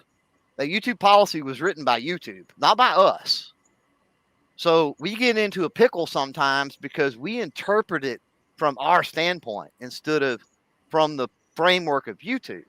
And what YouTube calls that, when you're working with YouTube and you're trying to hash these things out, they talk about the spirit of the policy, right? Meaning, what does YouTube mean, and what are they trying to accomplish with that particular part of the policy? And so I think it's really important when we look at policy we try to distance ourselves from being gun people and try to look at it from that perspective, and it would give us a better understanding of what's going on. Anyway, go ahead. Well, like Sarge says here about he stays within the policy and occasionally gets limited incorrectly. I get that routinely. And I guess to your point of don't just re-upload. I don't just re-upload. I don't not change anything and re-upload and know that it's such a shit show that eventually it's going to get past. I don't do that because honestly, I don't have time to keep re-uploading. I just kind of go do other stuff. Especially if you have slow internet, right? Like, well, but what I'm saying is, what I'm saying is, to me, that what you just described about if you run into this problem, that you need to escalate it. Man, there's a big time commitment in going through their bureaucracy. They've made it so I feel like that, I don't know if it's on purpose or not, but they've made it so that it is too much of a time suck to jump through their hoops. And once you open the door to talking to a real person, having them look at stuff, I've had it before where, oh, guess what? Now something else gets dinged that was already good, and now they go back and change it. And I run the risk of, wow, if they keep dicking with me, my whole channel's going to go away because they don't know what they're doing. And I can read the policy, and I know what it says very clearly you can and can't do. Mm-hmm. And if they're going to ding me for stuff that is within the policy and they keep insisting it isn't, then what am I going to do? What I'll tell you what I'm going to do is I'm going to go do written articles and say screw you to YouTube, and I'm not doing videos that much anymore. Here's the issue. Here's the issue with a conversation like this, Jeff, and that's one of the reasons that you said come on here, and I'm like, well, I can come on here, but I don't know how in depth I can get, right? And for a myriad of reasons, and not because I don't want to help everybody out there, right? And that's why I say, hit me up and let's have a private conversation about your specific situations. Because here's the thing. We talked about this with the shorts earlier, right? We talked about this with working the trade shows. Everybody's got their own thing. They got the way that they do things. They present their content, the way they film, the way they tag and title and thumbnail and do all of the stuff, the words they use, right? The language they use in the video. It's different for every single creator. So what's getting one person hung up over and over and over and over again may be something totally different than the next creator that's over there. So I can identify some general problems and I can throw out general stuff, just like we were talking about generalities with shorts and these things seem to work really good across the board, blah, blah, blah. But when it comes down to it, you've got to have that specialized focused approach on it. Sure. Otherwise you're not gonna get anywhere. Yeah. Well, I know this is a divisive topic with some of the folks here, and I appreciate you. Yeah, I'm talking about you, TJ. Running your mouth in the comments. Oh, no, that was someone else. So anyhow, I appreciate you being willing to engage in this, even though you pretty much know it's going to cause a little bit of a shitstorm with some folks. So, always. That's Always. That's how we make progress, I think, is by having the conversations that aren't as easy and it can be a little bit more challenging. So I appreciate that. And all the work you're doing on the back end to try to make that whole YouTube system a little bit more transparent. And at this point, friendly would be nice. I have no illusions that YouTube's ever going to be friendly, but I'd at least like it to be consistent. You know? Well, keep in mind, YouTube is between the creators and the advertisers when we're talking about monetization, right? They're between the two, right? They're getting feedback from us the same as they're getting feedback from advertisers, right? So when we just absolutely point blank blame YouTube, is that fair? Completely fair, right? I'm not saying they don't have their faults. They admit they have their faults, so it's obvious. But is it completely fair? Or should we also be trying to figure out some way to skew, educate, reach out to make advertisers feel more comfortable? And that's why I mentioned context. Can we do a better job as creators? And I'm not talking about flashier cameras and flashier gear and expensive stuff, but as far as our presentation method, can we do better as creators to put context, to film a video, to do that in such a way that maybe advertisers are more comfortable with it, and so they don't complain as much, right? Yeah. And that's something totally Yeah, separate, yeah. really, from the conversation. Well, But it's not just us. you've got Yeah. to bring that up, and it's definitely not us. I mean, we are just an afterthought. We're a flea on the wet rabid dog, is all Sure. we are. There are all kinds. I mean, look at the Rona stuff going on now. Yeah, Look that's what I was at going to say. Scientists and physicians and, very highly respected, credentialed professionals being kicked off of platforms because they open their mouths at all. Right. And that shows that if they wanted us gone, we would be gone, right? So there are just problems and issues afoot. Again, dealing with advertisers, dealing with the size and infrastructure and, just the overwhelming behemoth that is the platform and the company. And there's just so many moving parts and pieces to it. It's not as simple as there's one CEO that's bald, stroking a bald cat, laughing maniacally somewhere in a chair, pushing buttons and doing all this. It's not like that. But how do you, when you've got such a complex system, right? Yeah. It's like, how do you start approaching all of these from the tech aspect and everything, and dealing with employees and policy, and not only putting policy out for us so that we hopefully understand better, but retraining those employees to enforce it properly, right? How do you do that? How do you educate every single employee that reviews, which is tens of thousands of employees? How do you give them a firearm education? A lot of us don't know everything about firearms, right? And we've had them since we come out of the womb with them, and we still don't know everything about firearms. So how do you expect a YouTube reviewer that lives in San Francisco, right, that's never touched one, to understand what he's looking at and apply the policy correctly 100% of the time? Yeah. Yeah, I don't. What I expect is them to say, stay in your lane. If you don't understand this topic area, pass it off. Don't work in that area. Well, that's the thing, is they don't have, and that's another push that I'm glad you brought that up, because that's another push. So I don't know.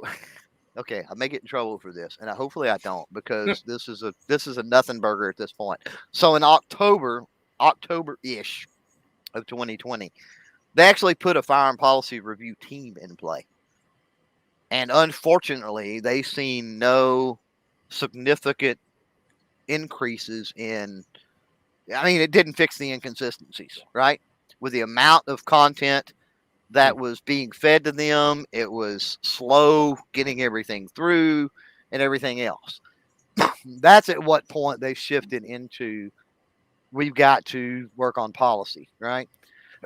We've got to go from the policy level first.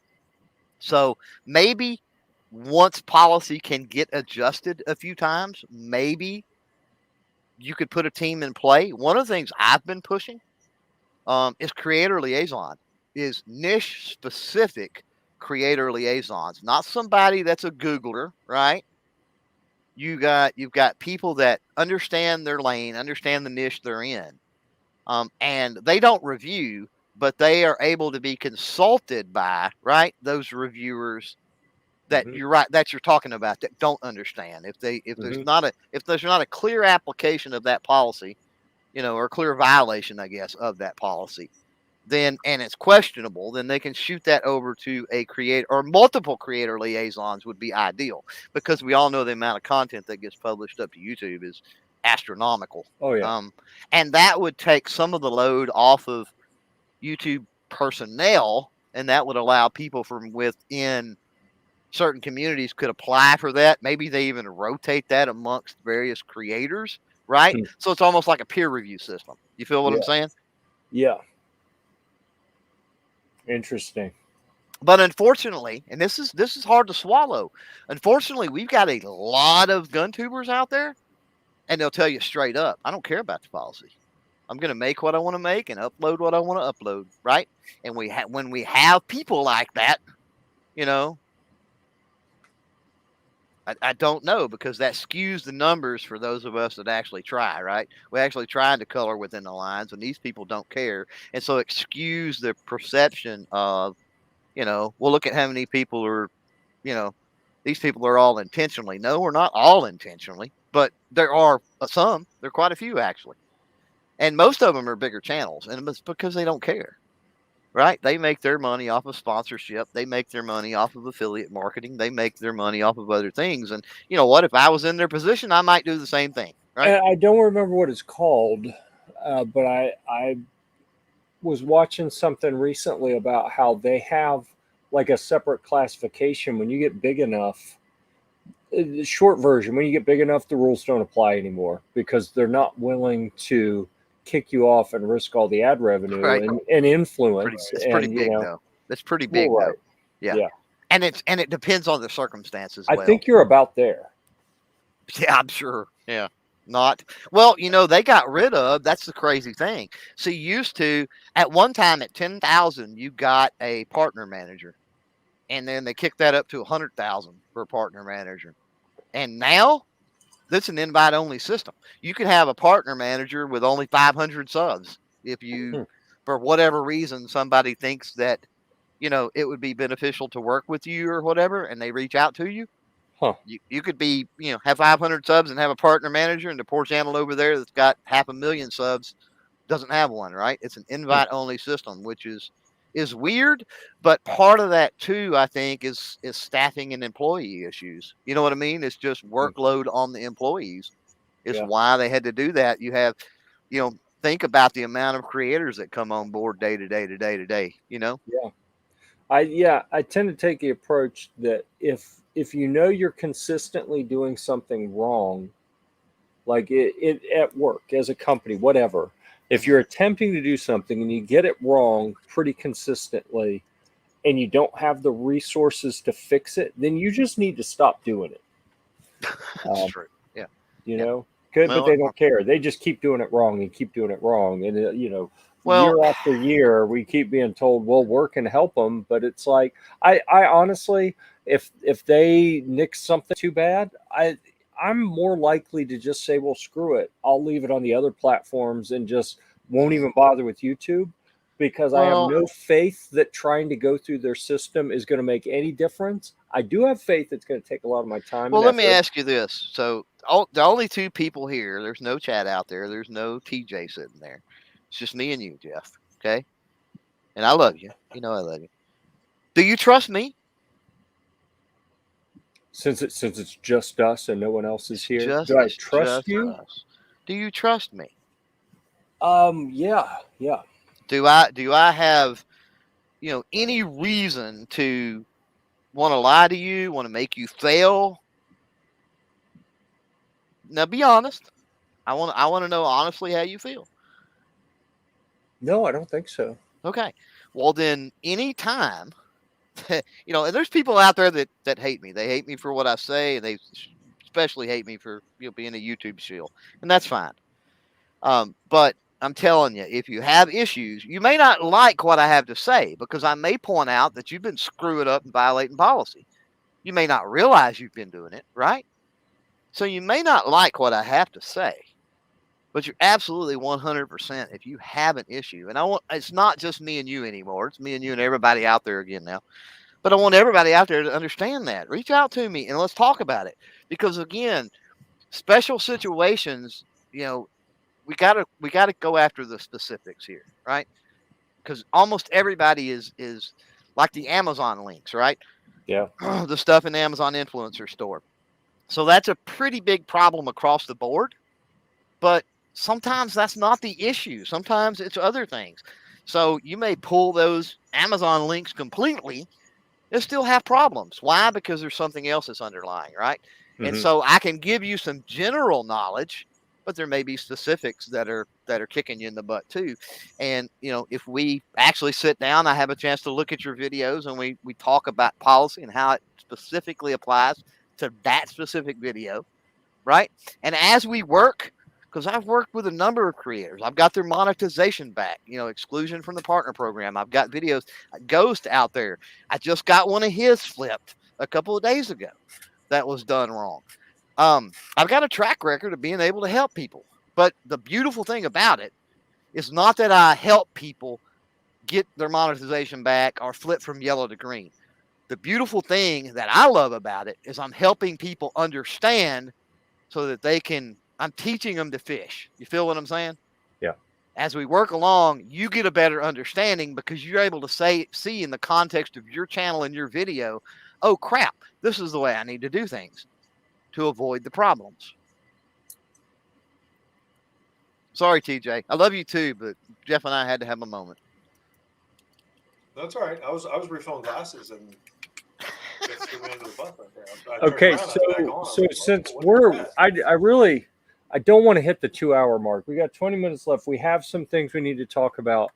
And I was just checking to see if TJ had sent me a picture.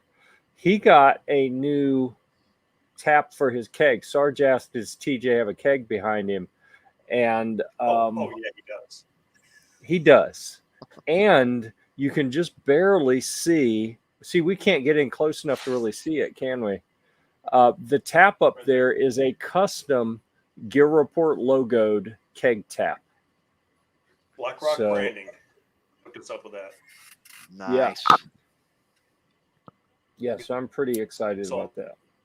So were y'all gonna talk about IV 8888 at all?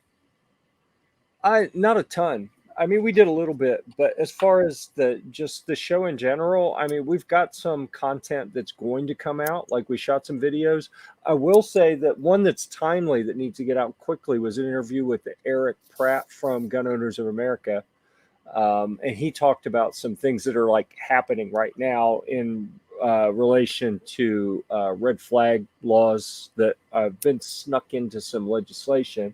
So I need to get that one done. I got to get these backpacking videos up and then move on to that one. But I mean, the show in general, we walk around, we shoot stuff, we have Humvees there.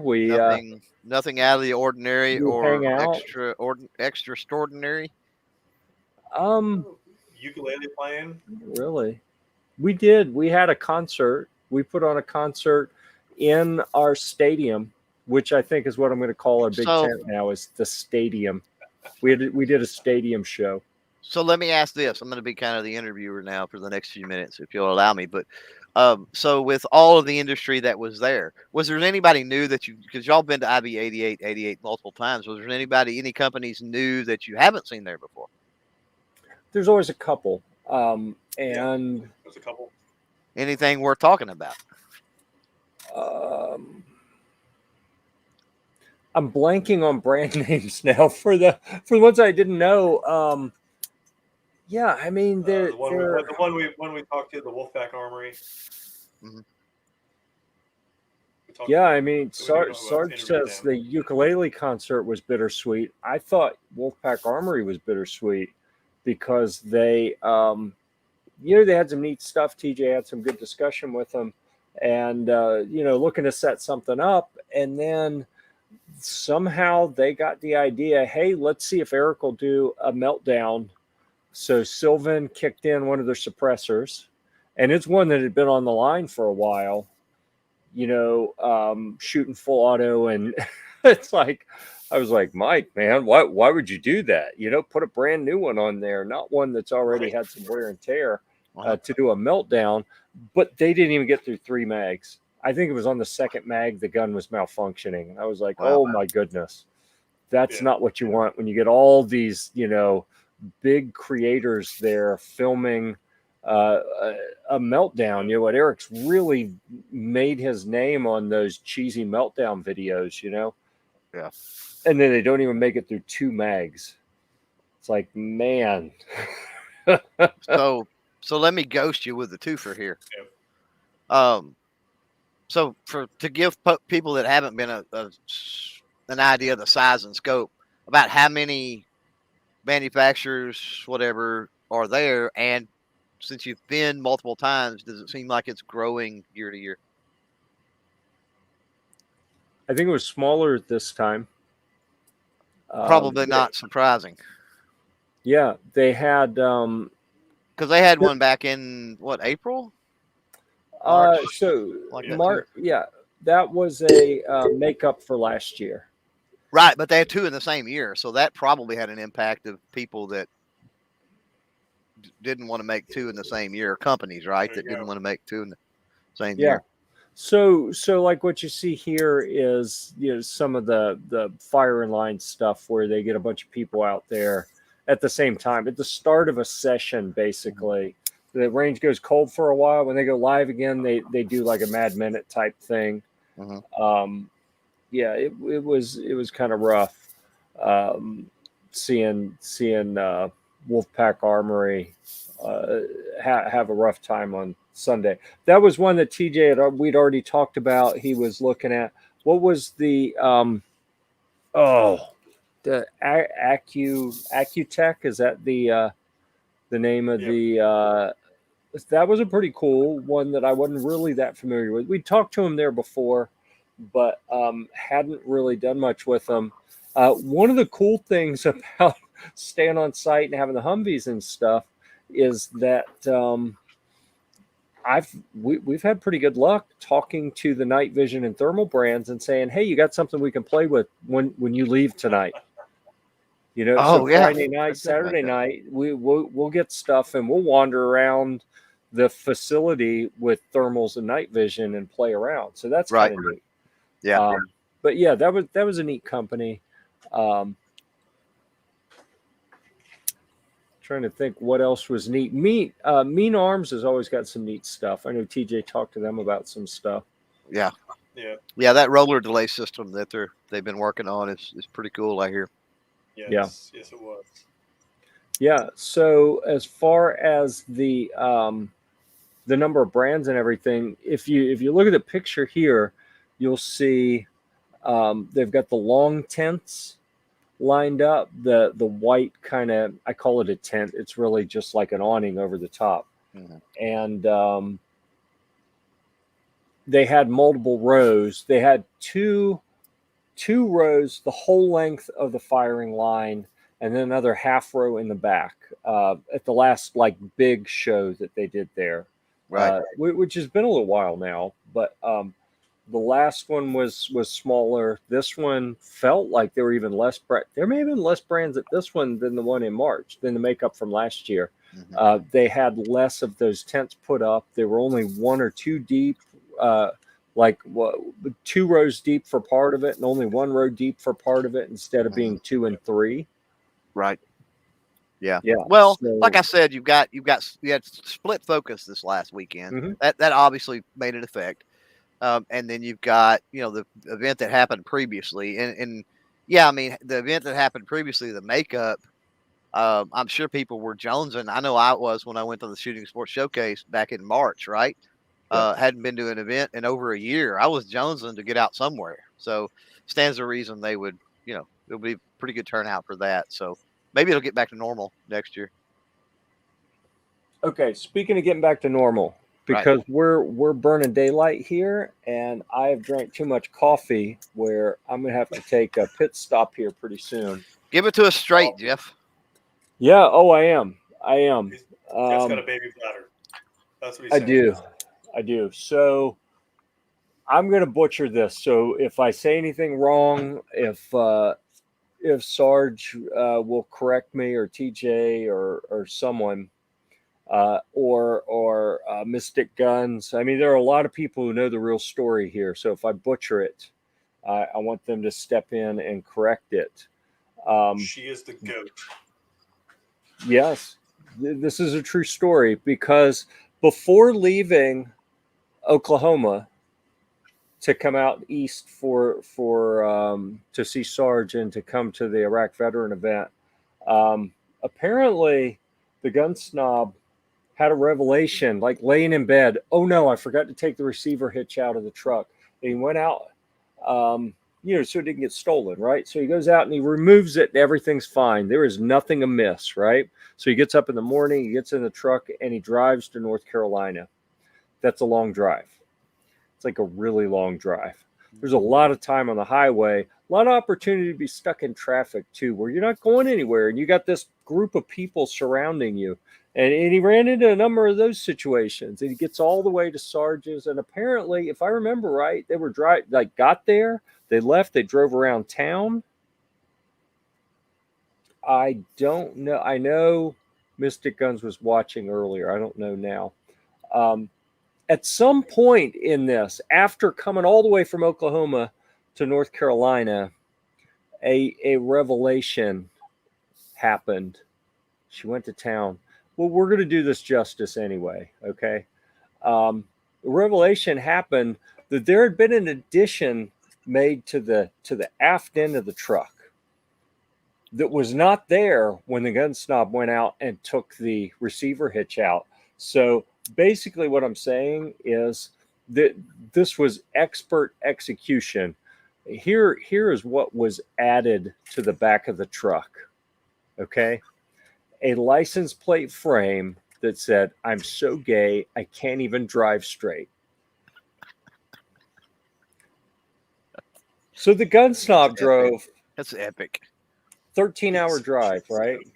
That's epic. Or something like that. That's a lot of time for a lot of people to take in that license plate frame. I didn't hear. Did he take it off, or is it at this point is he just going to own it? Yeah, even Ben's aware of this story. Which I feel bad about now. Young man on the right path, and we're because I was like, sharing this kind of stuff. Not that there's anything wrong with that. There's no judgment here. So why this is funny? Well, the latter part is a little bit concerning because of traffic safety. But yeah, yeah. So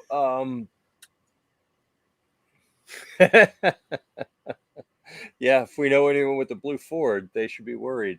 I did. It's not on my blue Ford. I looked. Yeah. Oh, well, and I sent TJ a note. I didn't think to check the van right before we left. It could have been put on my van. I wouldn't have known it. I didn't check till I got home. That could be an epic thing to start. That could be an epic thing to start for events. Just saying. Yeah. Well, apparently it's been started. Yeah. So, so anyhow, I thought this was probably about the best little practical joke thing that I've seen because it's funny. It's funny, seriously. And it may offend some people on the highway. I know one of my kids is real sensitive to this kind of stuff and would be really upset about this.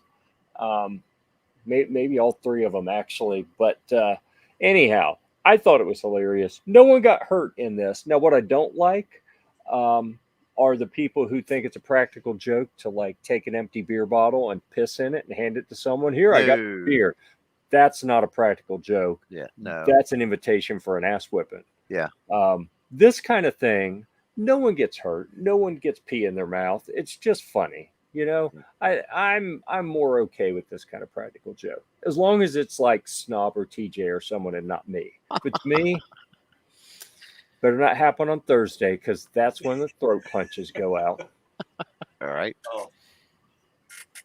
Yep. So anyhow, wait till I could have taken the screen down. I could have taken the screen down here, but I was like, you know what? I'm leaving that up there. Yep. And I apologize. You were saying something serious earlier, and it was partway through the YouTube thing, I think. I don't remember. But I thought, I should cue this up because I don't have the picture, right? Sarge has the picture. Yeah. And I so I didn't have that. So I was like, you know what? I bet I can find it online. So when I opened it up, there's another one on here that I thought, oh, I know what the gun snob's going to have on his truck next time. It's the top right corner. Oh, the here, top probably. right. I just seen Right. that one. Oh yeah, that's hilarious. Yeah, my that's God. probably going to be up there. Yeah. So anyhow, I thought that was fun, and I hated to drag it out too long, but I thought it was such a good practical joke that we had to talk about it. Yeah, one for the books for sure. That was Yep. that. Oh, So anyhow, we are pushing that 2 hours. So I'm going to say last call. Any comments, question? You're gonna make it. You're gonna make it. No. I don't know. Throw some shiny out there. Give him another 7 minutes. He'll be in. No, I mean we got less than 5 minutes left, and we need to have this shut down before I wet myself. So anyhow, thank you everyone for great discussion. Clover's great to have you back. You haven't been on in a while. I know. It's good to have you here. I honestly kind of was thinking that Sarge or someone or Snob or someone who was there would join us tonight. It didn't happen. So, maybe some other time. If one of you guys wants to talk about, because it's your first time going to the Iraq Veteran event, think about it. Maybe get some of your content out there that you can refer to and come on the show next week, and we'll let you talk about, what you thought being the first time you went to that event. Because I got a bunch of times, and it's it's very different now than it was before. Wait a second. I already told you guys before, if you want to come on the show, just let me know. I'll send you the link. No, he wants a special invitation. Right. Yeah. Yeah, it makes sense. Who doesn't want to feel special? I'm sure he had some opportunities to be treated special, with that license plate and some of the people winking and, hey, pull over. You had an opportunity to feel special then, but didn't happen. But anyhow, see, there I go, going off topic here. So thanks again, everyone, for being here. We really appreciate it. We are actually going to have a variety of different new content going up here shortly with, I got my backpack and stuff. Check out what you see in the shorts. TJ's got some he's putting up. I got some that we're putting up, and I'd love to hear some discussion on that as they go up. And one of the things I love about this community is how information gets shared back and forth, and we all kind of benefit from it. So we appreciate that. And if you have new things coming up, feel free. Also, new content going out, feel free to hop on the show and talk about it. We like self-promotion. That's if it helps you do better, then we all do better. So anyhow,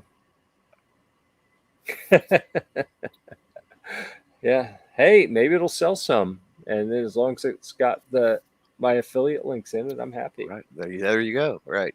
It could open us up to a new audience. He'll put it up there. Yeah. So anyhow, thank you so much, everyone, for being here. At this point, you've squandered almost 2 hours of your night, so you're never getting that time back. I hope we made it worthwhile. We're gonna have to get TJ to get some good pictures. Oh, come on. You've got to be kidding me. Show up after we tell the story? Yes, we talked about it. And I apologize because I just got testy with the legend. I can't do that. I apologize, ma'am. Back up 6 minutes. Whatever you want. Yeah. Yeah. So anyhow, yeah. Thanks, everyone. We appreciate you being here and burning a little time with us. It was fun. We really appreciate it. Can't wait to see you again next week. It'll be Wednesday, 8 o'clock Eastern. We'll do it all over. But until then, we'll see you at the range.